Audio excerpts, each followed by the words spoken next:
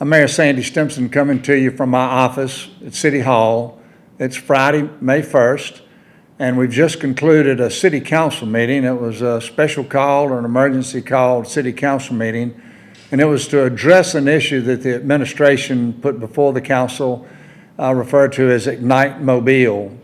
And it was about a program of being able to set aside some money, approximately $500,000 to direct toward businesses that were, these are generally small businesses, that were closed down by the governor's orders.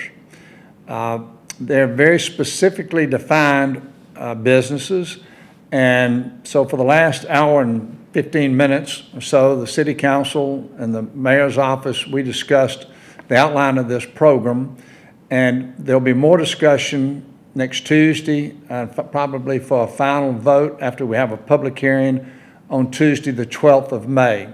The idea is to get money to those individuals generally referred to as high-risk businesses, and it was close contact businesses, like your spas, like the barbershops, the beauty salons, the nail salons. And so the purpose is, again, to get the money to those individuals that have not gotten money through a PPP program or through unemployment compensation. It does not include a lot of other small businesses that we know are hurting, but they were not closed down by the governor's order. This will be further clarified with information that will be put on our website, but I'll read for you just for a moment some of those businesses that can apply for the loan, and for the grant. It is not a loan program, it's a grant program, and it will range from $1,500 to $2,500 per eligible business. But some of those businesses would include, and this would go to the proprietor of the business, but it's nightclubs, bowling alleys, concert venues, theaters, tourist attractions, children's indoor play areas, venues operated by social clubs, fitness centers, spas and public or commercial swimming pools, yoga and spin facilities, barbershops, hair salons, waxing salons, threading salons, nail salons, body art and tattoo services, tanning salons, and massage therapy establishments. Now, this list was not created by the mayor's office. These businesses were specifically identified in the governor's order. So what we did was we took the governor's order and we included them in the resolution that will be discussed going forward with the city council. You know, the hope for, again, is that we know that after a lot of conversations that there are people that have not had a paycheck in 6 to 7, maybe 8 weeks, and we're trying to get money into their hands, and we're trying to do it as quickly as we can because each day makes a difference. But the soonest that we can be able to get it into your hand will be probably May 12th, but we will start the process actually next Tuesday, allowing you to fill out online applications so that we can have the wheels of, you know, deciding whether it's a direct deposit or actually cutting a check to that business enterprise, so that shortly after the council meeting on Tuesday the 12th, we'll be able to pull the trigger and distribute money, assuming that the city council approves this. The belief is that after the meeting we had today, that they are very much in support of this program, just as is the administration. Yes, we realize this will not impact our restaurants. We're working on an entirely another program for the restaurants.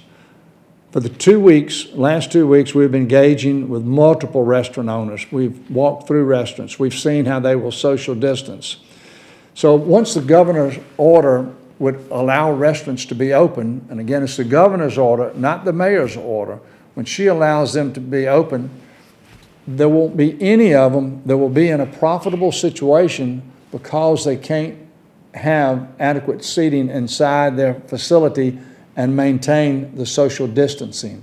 So what we're trying to work through are all the changes that need to be made in our regulations and zoning codes and so forth, so that we can allow tables to be set up on sidewalks possibly, maybe shut down a street, to allow tables to be placed there.